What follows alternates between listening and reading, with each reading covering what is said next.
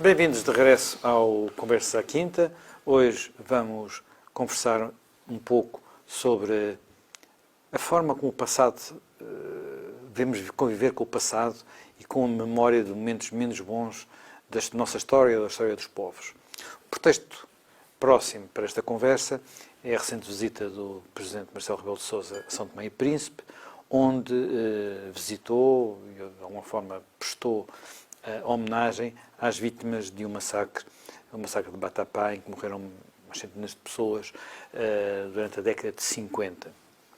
A questão que se coloca aqui não é apenas o enquadramento desse evento, vale a pena talvez falar um pouco disso, apenas para perceber o tipo de relações que muitas vezes existiam nos regimes coloniais, como Portugal era, mas também a forma como países como Portugal, mas qualquer país, se relaciona com o seu passado e com aqueles momentos no seu passado em que houve ou massacres, ou momentos de violência, ou momentos de repressão, ou guerras civis, que são sempre momentos complicados. Há no mundo, às vezes, uma preocupação de alguns países, de alguns dirigentes, no sentido de ou pedir desculpas ou exigir desculpas, mas há também quem encare esse passado como algo que deve ser reconhecido, mas, de alguma forma, alguns desses eventos são também fruto do tempo, e quer dizer, e os vencedores, qualquer que eles fossem,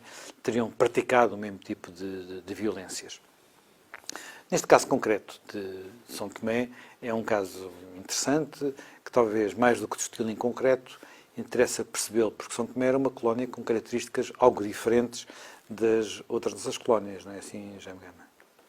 Sim, em São Tomé houve durante muitos anos a cooptação de uma aristocracia local, terratenente, integrada na própria monarquia portuguesa, com o desenvolvimento das culturas do cacau e do café, em grande parte processadas com portugueses que se deslocam com essa experiência adquirida no Brasil para essas duas ilhas, e a confiscação, demarcação de terrenos agrícolas para essas novas produções, com o desapossamento desses antigos proprietários.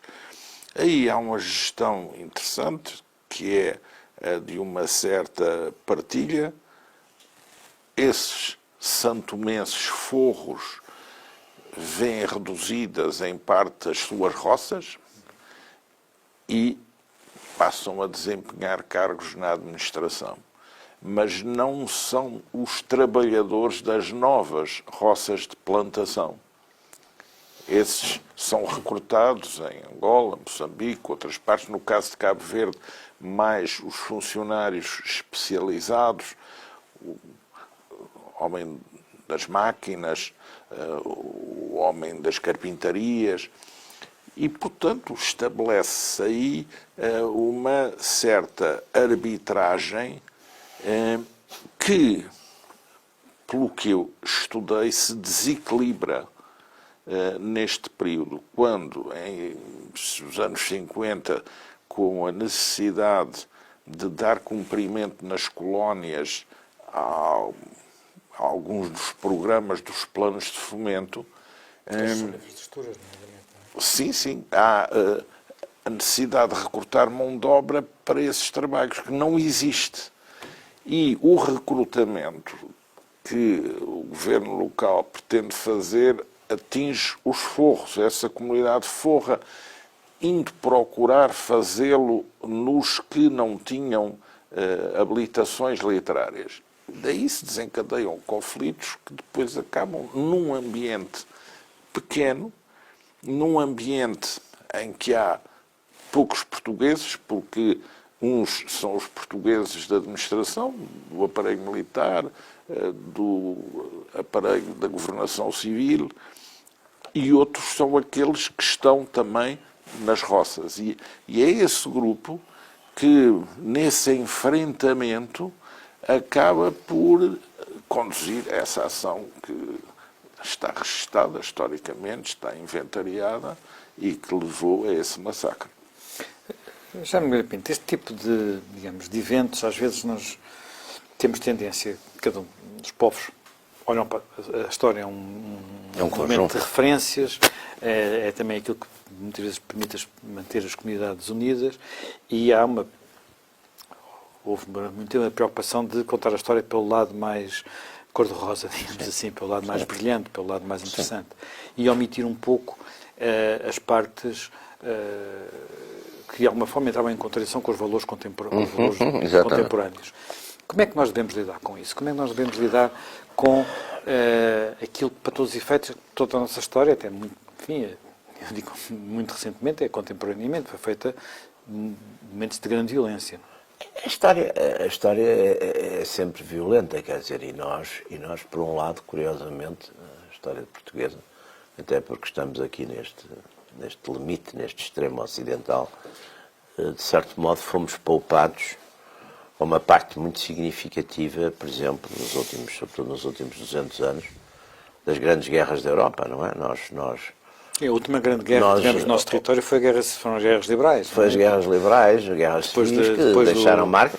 Quer dizer, as invasões francesas foram uma vez que fomos ocupados, e com bastante brutalidade e violência, e também reagimos com brutalidade e violência, foi pelos franceses, portanto não tivemos, quer dizer, devemos ser nesse sentido até dos pouquíssimos países na Europa, que não tivemos, por exemplo, as nossas cidades bombardeadas por artilharia de campanha ou bombardeadas aéreamente, não tivemos. Os espanhóis tiveram a guerra civil, a maior parte dos Estados europeus, tirando a Suíça e a Suécia, tiveram a Segunda Guerra Mundial. A maior parte deles também acabou por ser ocupada, ou pelos alemães, ou depois pelos soviéticos, ou pelos americanos. Quer dizer, toda a gente mais ou menos passou por essas agrulhas. Nós não tivemos. Tivemos a Guerra Civil e há umas... O Renan tem uma frase que eu gosto muito sobre isso, que é evidente que a história e a comunidade nacional, uma nação, é fruto da memória, mas também é fruto do esquecimento. Ele, aliás, falava concretamente das guerras civis, falava do terror, falava do massacre de Saint-Barthélemy, e, portanto, a França também era feita nisso. Nós aqui temos uma certa... Vamos lá ver, a nossa cota parte desse tipo de violência histórica tem a ver com o facto de termos tido um império ultramarino ou colonial, como se quiser chamar, mas que, enfim, à semelhança da maior parte dos outros países europeus que tiveram nessas circunstâncias, tem, portanto, alguns quadros de violência, que é sempre aquela violência que também é marcada, primeiro, por uma relação de poder desse tipo, depois também por uma questão que é muito importante também, que é normalmente as minorias, enfim, no poder, armadas, têm sempre medo das maiorias e, portanto, reagem com extrema brutalidade quando se vêem em risco.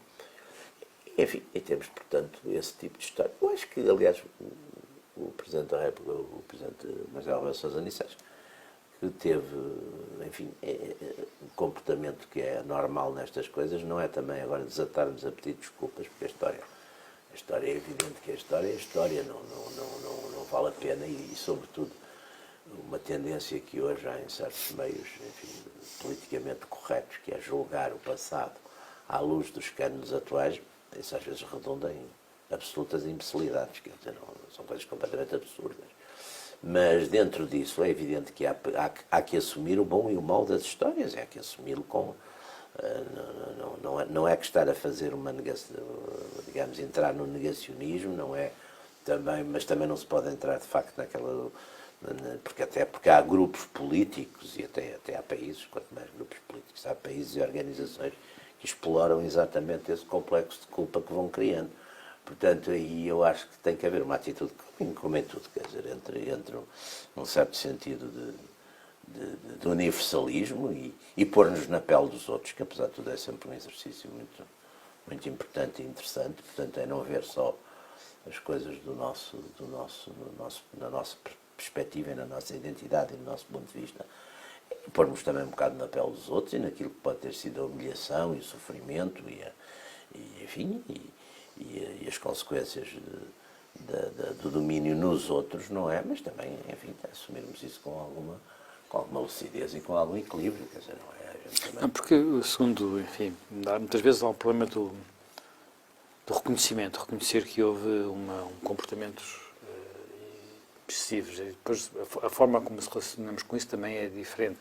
Eu recordo que, por exemplo, aqui na Europa, são célebres as imagens, por exemplo, Willy Brandt, a reconhecer os crimes do Holocausto, imagens do próprio Helmut Kohl, mas a Alemanha é uma coisa muito recente, uma coisa muito próxima.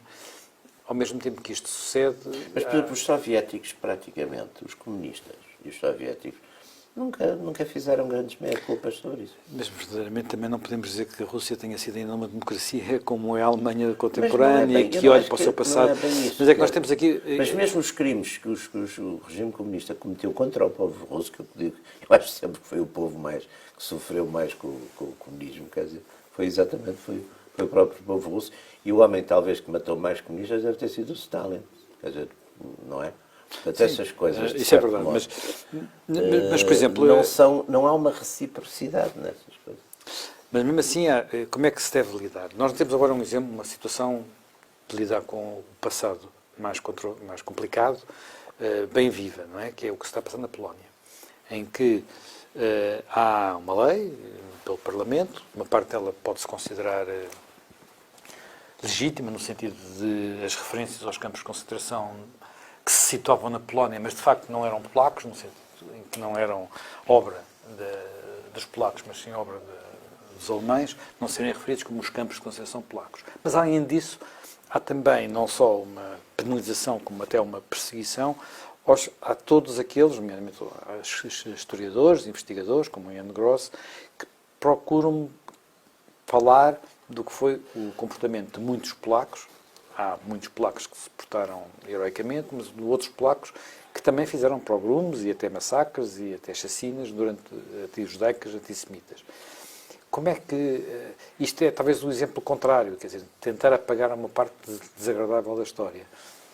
Ou usar isso para reforçar, naquele caso concreto, até mais da política nacionalista daquele governo. Bom, a coisa pior que há é quando o Estado se mete a legislar sobre a história. Sim.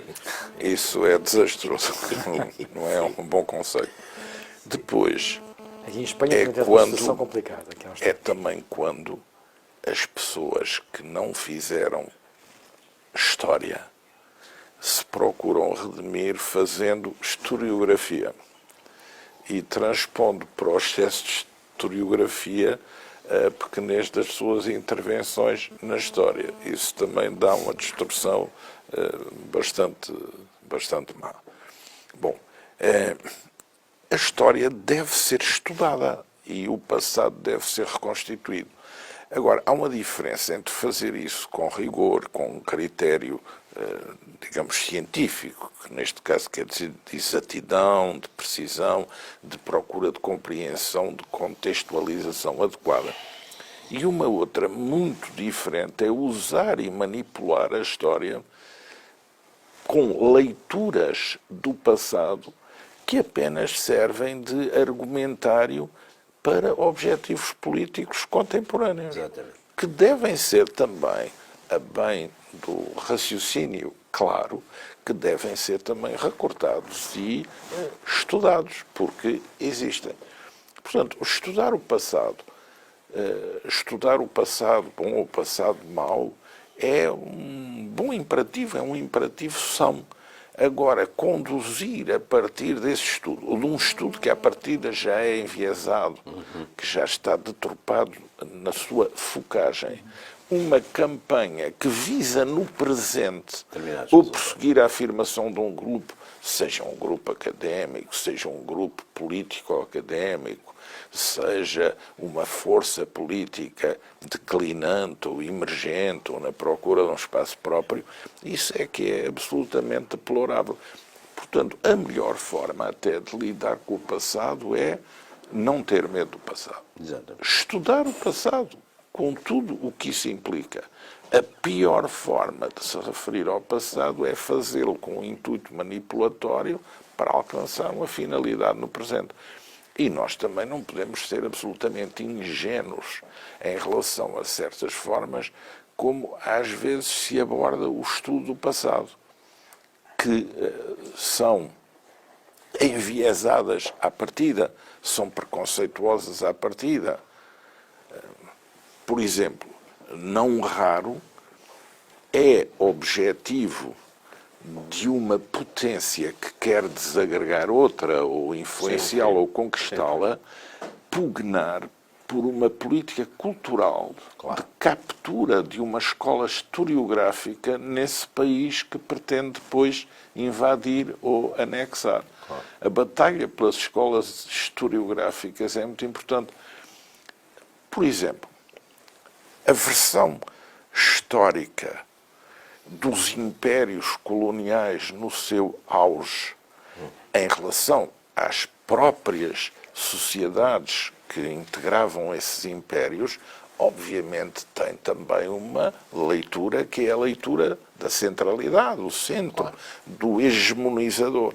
Mas o que é interessante verificar é que muitas vezes, a maior parte das vezes, a totalidade das vezes, a historiografia elaborada pelos movimentos que contestam essas hegemonias, sejam imperiais, sejam coloniais, também está evada de preconceito, está evada de orientação, de perspectiva orientada. E o que é estranho é que muitas vezes até nessa orientação não só distorce o que é a história da potência dominante, como distorce e não estuda com rigor a própria história dos povos ou movimentos que visa descrever. O indigenismo, na descrição anti-indigenista e na descrição indigenista, tem sempre um ponto em comum, a distorção da realidade. Portanto, o grande esforço é um esforço de sedimentação de uma historiografia mais científica. E é interessante verificar, por exemplo, no caso da história da África, onde essas coisas disputam imenso e disputaram durante anos, que mais recentemente há nos próprios países africanos, com uma geração mais jovem de historiadores que estudaram em países europeus, nos arquivos norte-americanos e em outros, um sentido de rigor e de elaboração de história científica como um dos grandes objetivos. Grandes universidades, por exemplo, da África do Sul, têm realizado contributos notáveis para a moderna historiografia africana. A História da África, publicada pela Unesco em 10 ou 12 volumes, que reúne o que há de melhor em especialistas contemporâneos de História da África, é um exemplo disso. É uma obra indispensável para compreender a sociedade africana. Se nós formos ler uma história na versão colonial do colonizador sobre um país africano e na versão do movimento independentista dos anos 60 sobre esse mesmo país africano, vamos ver como ambas distorcem a história africana desse território na comparação com aquilo que hoje já são os trabalhos de investigação histórica das novas gerações de historiadores, com rigor, procurando nunca ignorar as sociedades tradicionais, a sua relação com a aparição de formas estatais que numa primeira fase eram coloniais, mas depois foram de movimentos de independência na era do Partido Único e da hegemonia política, depois a própria razão da desintegração dessas novas entidades políticas. Tudo isso é hoje estudado com muito rigor. E eu acho que esse é que é o grande contributo que se pode dar a uma visão serena, rigorosa e adequada da história. Não usar a história por escassez de ter participado na história.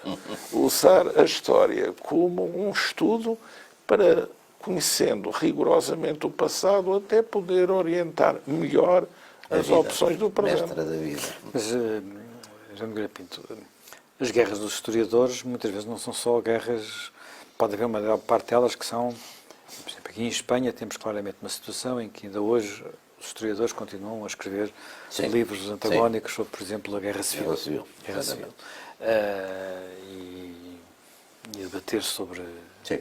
os massacres dos dois lados. Sobretudo é um bocado a adiante, não é? ideia sempre nestas coisas. Por exemplo, em Espanha, a grande polémica, aliás, os números, por exemplo, por exemplo, durante muitos anos viveu-se de um lado e do outro naquele mito do 1 milhão de mortos. Foi até que os historiadores militares fizeram o estudo e não houve 1 milhão de mortos, houve talvez 400 mil. Mas depois, para além disso, por exemplo, no conflito da Guerra Civil de Espanha, e também na história portuguesa, a questão é sempre quem começou, quem quebrou a ordem constitucional. Quer dizer, quem começou com a violência, não é? Nós também temos esse problema também na história recente portuguesa, não é? Quer dizer, quem começou com a violência? Porque, enfim, os historiadores, digamos, mais puxados ou mais para a direita em Espanha, dizem que quem quebrou, de facto, digamos, a vida normal da Segunda República Espanhola, que foi a revolta de 34, a revolução chamada Revolta das Astúrias, que foi bastante violenta e que foi uma revolta em que esteve, digamos, a ala esquerda do Partido Socialista e o Partido Comunista envolvidos, e que de facto fez aquelas coisas, aliás, que se fazem sempre nestas revoluções de esquerda que antes se prezavam, que é matar padres, era uma coisa tradicional, aliás. Sim, sobretudo em Espanha. Em Espanha, sobretudo, mas aqui também. A primeira vez que não se matou padres aqui, tanto quanto me lembro, foi no 25 de Abril. Quer dizer, houve uma revolução que não se mataram padres à cabeça. Normalmente matavam-se sempre uns padres. E portanto, em Espanha foi um massacre. Houve cerca de 8 mil religiosos, e padres e bispos, etc., que foram mortos. Portanto, foi uma grande parte do clero espanhol foi morto, enfim, como classe. Quer dizer, foi uma classe. Quer dizer, as esquerdas fuzilaram e mataram os padres. Portanto, a ideia é que isso se iniciou em 34. Depois houve, de facto, uma repressão muito brutal também dessa revolta. Já dirigida pelo Franco? O Franco teve já um papel. O Franco teve algum papel, mas esteve mais recuado. Foi um general, se não estou em erro, foi o general López Ochoa, até que esteve mais ligado a isso. Bom, mas houve isso. E depois a ideia que, de facto, em 36, a ideia que quem começa com as ocupações, com a violência, com os incêndios das igrejas, que também é, digamos, a esquerda. Embora, e o pretexto próximo do levantamento, que é um assassinato. Embora, não é? Exatamente, o Calvo Sotelo, que é um detonador. Quer dizer, o Franco, enfim, a coisa famosa, que o Franco, que era bastante cauteloso, estava a ver como é que as coisas corriam, que só se decide, de facto, perante o assassinato do Calvo Sotelo. Mas, portanto, essa discussão, e que, aliás, estava mais ou menos encerrada, mas também foi muito reaberta, exatamente pela lei da memória histórica do Zapatero. A gente aqui em Portugal também tem um bocadinho essa polémica, aliás, a história de quem é que começou com a violência. O Rui Ramos tem feito, digamos, nesse sentido, um trabalho bastante importante no esclarecimento desse tipo de reações e desse tipo de história, mas sempre com grande indignação, porque depois também há aqui uma coisa que, aliás, chama um bocadinho, que é os donos da história. Quer dizer, há aqui umas criaturas que, não sei, talvez, às vezes até quase acham que a história, o que eles fazem é a história, o que os outros fazem é a política. Portanto, também há muito essa... Sim, recentemente houve um debate interessante, que há uns anos, envolvendo Rui Ramos, mas outros historiadores. Sim. Ou melhor, um ataque a Rui Ramos por causa da história de Portugal. Exatamente, por causa da história de Portugal, foi considerada revisionista, porque de facto não saía da matriz antifascista, que era a história do... Quer dizer, eu também, pessoalmente, não sou historiador, mas escrevo coisas sobre história, também procurei fazer exatamente, na medida do possível, uma espécie de revisão de algumas categorias da história do século XX, exatamente nessa versão, que não fosse a versão antifascista, que é também uma versão... São umas versões sempre muito, como é que eu diria, maniqueístas. Há sempre uns bons e uns maus e portanto... Ora, uma das coisas que eu acho que a nossa experiência, enfim, com a vida, a gente percebe é que há imensas causas boas que são servidas por gente péssima, e há imensa causa má que é servida por gente boa. É uma das coisas que eu também acho com que se deve olhar para a história, não é? Também mas também é outra das reservas. Mas, quer dizer, eu acho que é um pouco...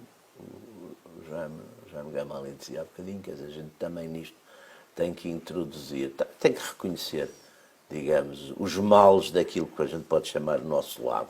Exatamente por isso, porque não há isto aqui, a brutalidade e a violência normalmente não são, quer dizer, não são ditadas por uma convicção especial, quer dizer, não há convicções que sejam especialmente, muitas vezes, muitas coisas que se acusam às vezes como práticas exclusivas de regimes autoritários ou comunistas ou fascistas, são práticas, por exemplo, das polícias, quer dizer, as polícias francesa e italiana, por exemplo, nos anos 60 e nos anos 70, tratavam enfim, os manifestantes, ou os movimentos, ou de extrema esquerda ou de extrema direita, exatamente com a mesma brutalidade nas esquadras com que nas polícias nos Estados autoritários também tratavam. Quer dizer, portanto, há uma prática... Não, há um caso famoso do massacre das Argelines em Paris, no princípio dos anos 60, sim, que ainda hoje estamos a saber exatamente o que é que se passou, porque foram pessoas tiradas ao Sena.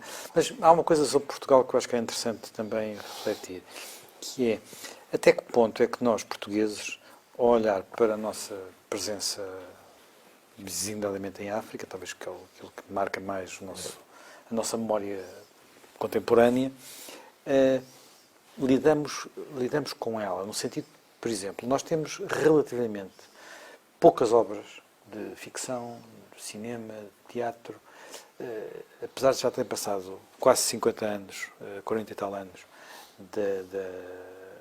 do fim do Império, não temos muito que nos relate o que foi, a não ser coisas, às vezes, coleções de postais ou de fotografias, coisas assim, que nos relate, por um lado, o que era a vida nessas... Agora tem saído bastante começam a sair, mas mesmo assim, são coisas de memória, quando nós às vezes pensamos no que é a forma como os americanos, mas vai ser que os americanos têm Hollywood, nós não temos Hollywood, mas a forma como os americanos, tudo aquilo que nós vimos e revimos sobre o Vietnã. Pensamos, agora saiu uma coisa enorme. Sobre o Vietnã, e aquilo que nós temos de obra sobre isso, sim, há nos últimos anos, de facto, há alguns filmes, há um filme até importante, recente, preto e branco, bonito sobre não é bem sobre a guerra colonial, mas acaba por envolver isso. Aquele passado em Moçambique, não é? Não, ele é passado meio em Angola, meio em Portugal. Agora está-me a falhar o nome do realizador.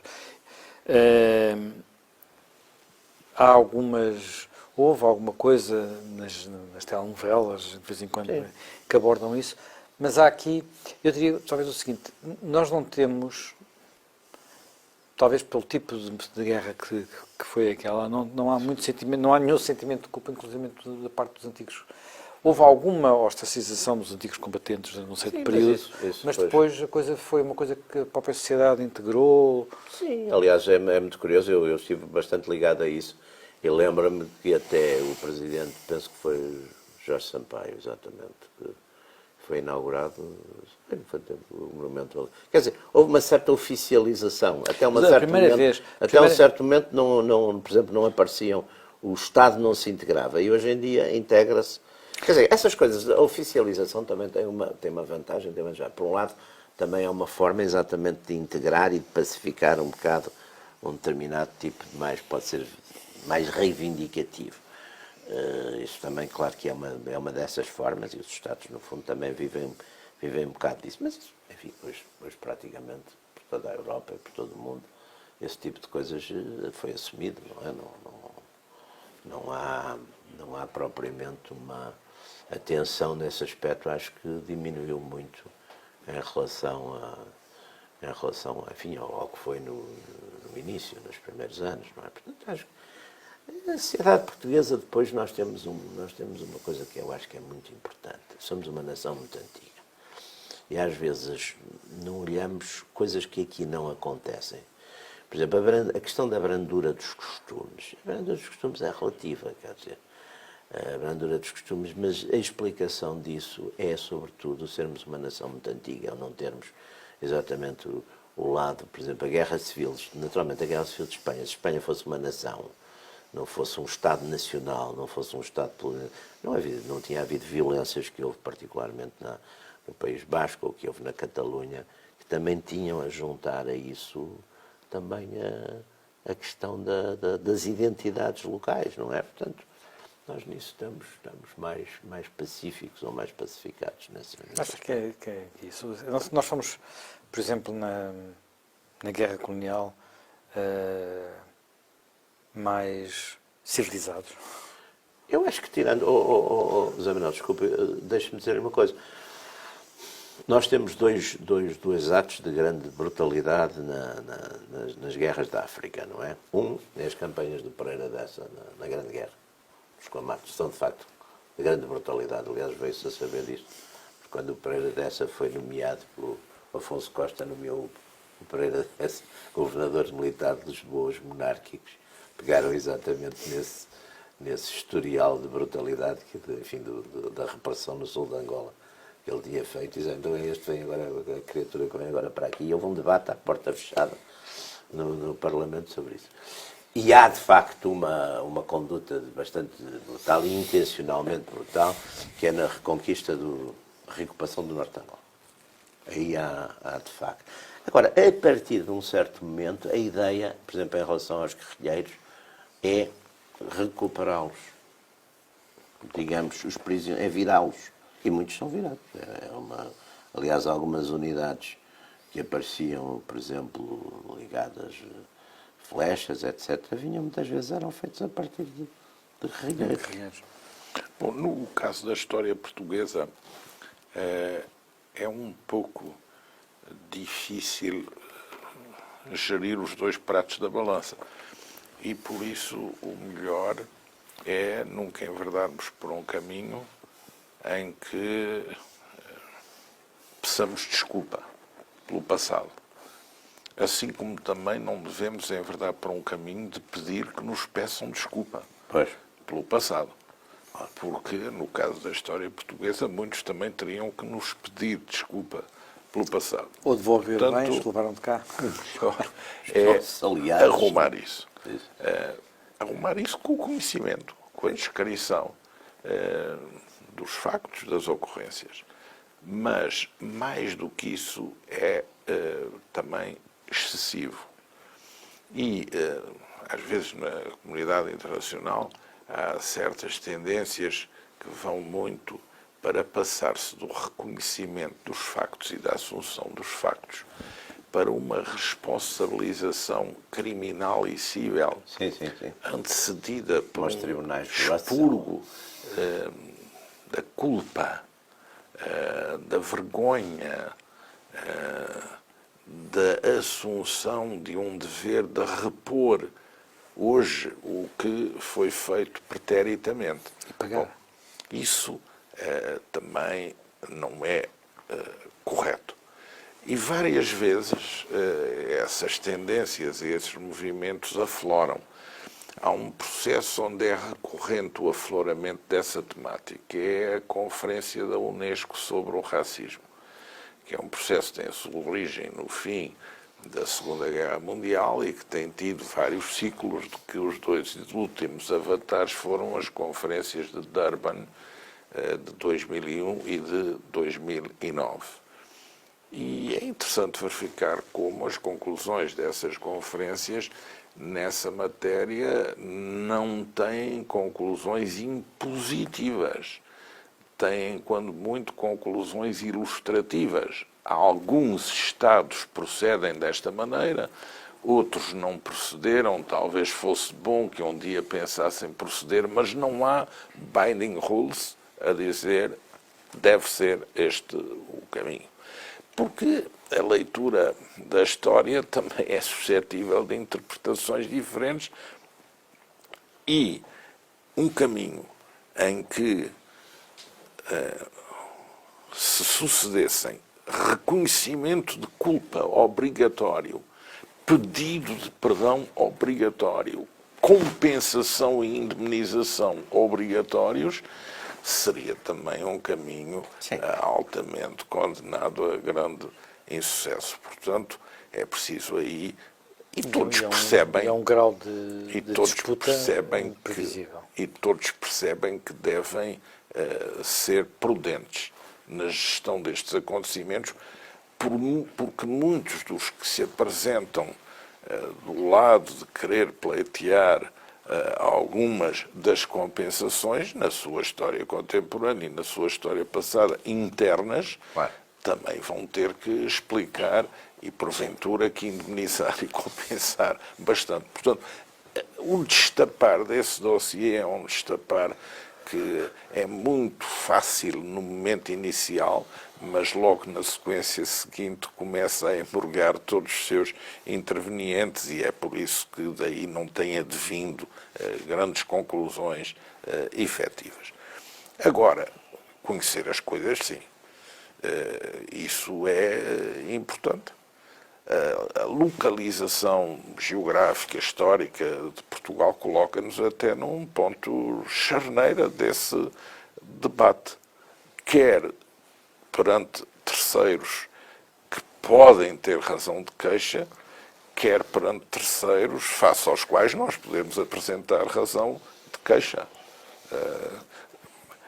Portugal, é uma coisa interessante verificar-se, é um país que lutou pela sua independência com a mesma vivacidade com que alguns territórios lutaram pela sua independência, afirmando-se contra Portugal. Claro. Então, se há algum país que tem a capacidade de perceber essas duas situações, claro, é o nosso, porque a independência portuguesa em si mesma, porventura, 8 séculos antes de outras independências, é um facto histórico precursor que implica combate, resistência, luta, libertação nacional, enfrentamento, resistência a sucessivas invasões, a sucessivos projetos políticos de destruição de Portugal, de invasão de Portugal, de retalhamento do território português. Portanto, é um país também onde a sensibilidade a isso está muito viva pela própria experiência dele mesmo ao lidar contra os seus agressores e invasores. E isso é o que nos também posiciona num ponto interessante neste debate internacional, que é um debate recorrente, que é um debate que tem períodos de acalmia e períodos de maior excitação, e que é um debate também que não é ingênuo, porque muitos destes temas não surgem de geração espontânea, surgem também impulsionados, colocados na agenda internacional. E é preciso ir ver quem os coloca, quem os financia, quem os lança, claro, quem constitui os networks onde depois se elaboram os abaixo-assinados, quem constitui as redes pseudocientíficas que depois jogam a inserção desta temática nos mídias, por exemplo, ou na agenda cultural. Tudo isso é interessante conhecer. Não devemos também ter preconceitos de não investigar os que, apresentando-se como investigadores, trazem consigo como diria o Marx, um propósito político.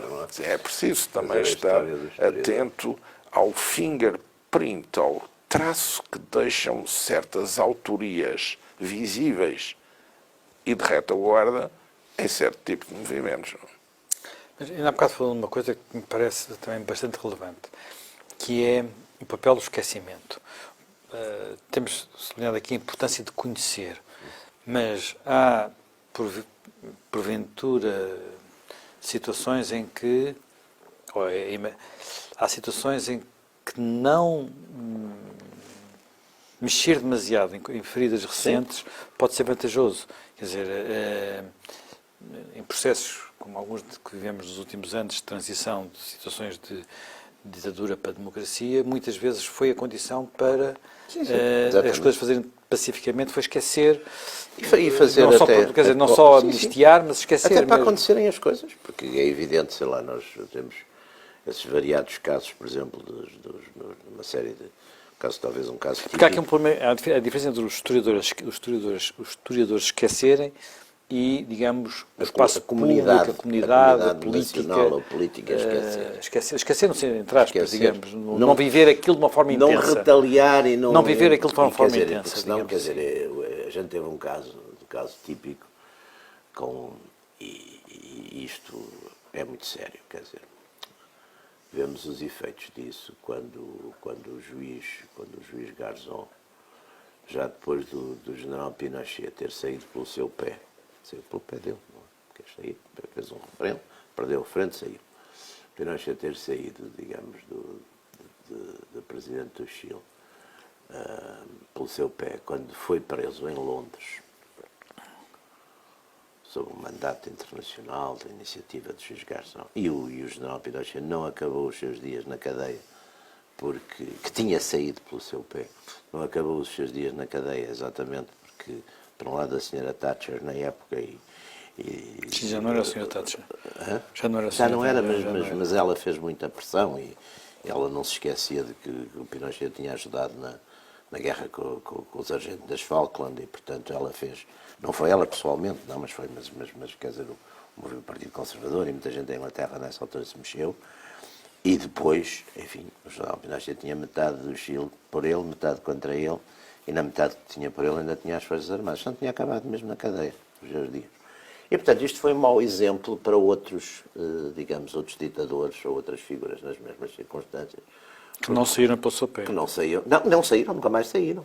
Porque é evidente que a partir daí, normalmente, quando se coloca esta época, estas questões das transições, também fazem-se escritos e papéis e pactos e acordos, mas, no fundo, digamos, o tal homem forte, o tal ditador, quando está para saber se vai sair ou se não vai sair, normalmente reúne o seu inner circle e o filme é sempre o mesmo, quer dizer, os ministros dos estrangeiros e das finanças, que são pessoas que nunca estiveram metidos nas repressões, nas coisas sujas, etc., dizem, chefe, isto agora é uma boa altura para sair, só vai sair com grande prestígio, temos aqui uns acordos, temos aqui os tipos da segurança de Estado, do interior, etc., que têm, dizem, chefe, não saia, porque eles depois vão atrás de si, vão também atrás de nós, etc. E eu costumava dizer que até ao Pinochet isto era um debate em aberto. A partir do que aconteceu ao Pinochet, nunca mais saíram. Repare que nunca mais saíram. Saíram agora.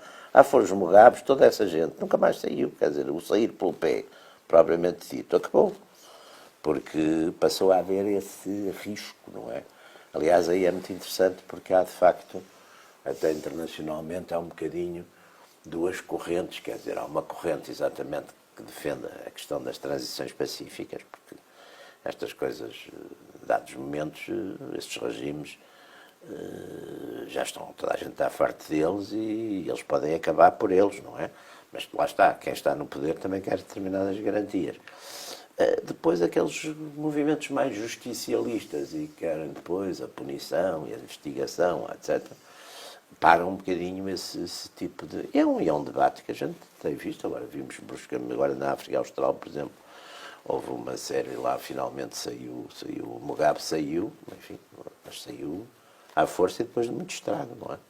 Depois de muito estrago, talvez tivesse saído mais cedo, se não tivesse sido exatamente esse receio das consequências, não é? O exemplo sul-africano é um exemplo completamente diferente, é onde houve, quer dizer, ninguém acabou por ser perseguido, no essencial, não é? Portanto, não, houve uma... Mas lá está, mas o houve exemplo sul-africano foi uma negociação reconciliação relativamente lenta, quer dizer, porque o exemplo sul-africano, quer dizer, as conversações de membros do governo e da inteligência sul-africana com o Nelson Mandela começaram muito antes, muitos anos antes dele ser libertado.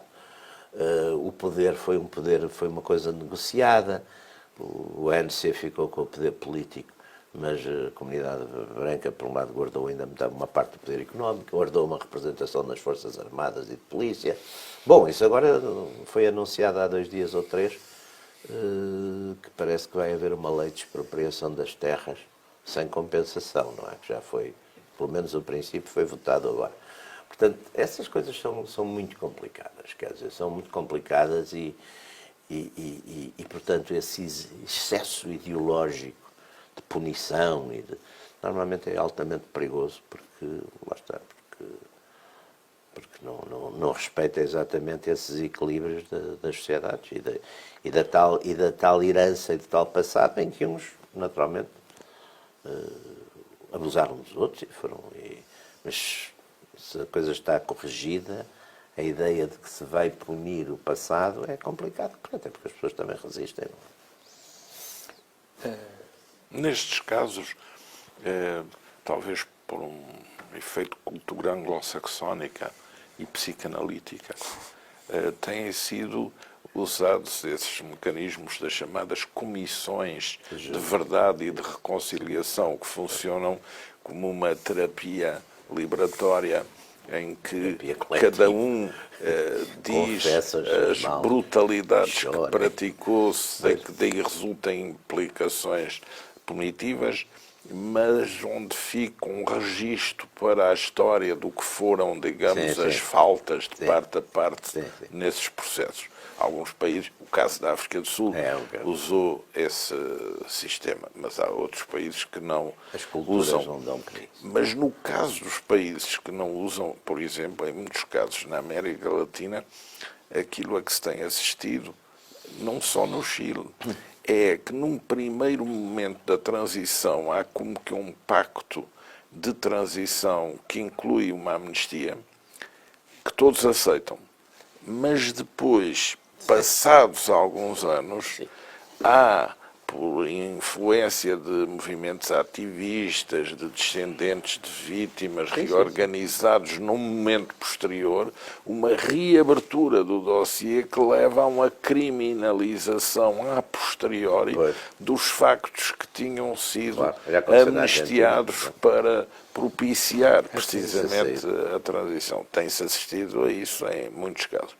Agravados pela criação do tal mecanismo da jurisdição universal, a que aderiram certos países, considerando aptos para poder julgar crimes, certo tipo de crimes, em relação a atos praticados fora do seu próprio território.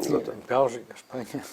Portanto, isso aí também veio introduzir a nível internacional um distorcor agravado do processo, na medida em que o amplifica de forma descontrolada. Bem, este tema foi bastante interessante, penso eu, uma conversa que daria ainda pano para mangas. Nós regressamos, já tínhamos falado de algumas destas questões, designadamente quando falámos aqui das estátuas. Exatamente, a questão e da forma como olhamos para os nossos heróis. Estamos de regresso dentro de uma semana.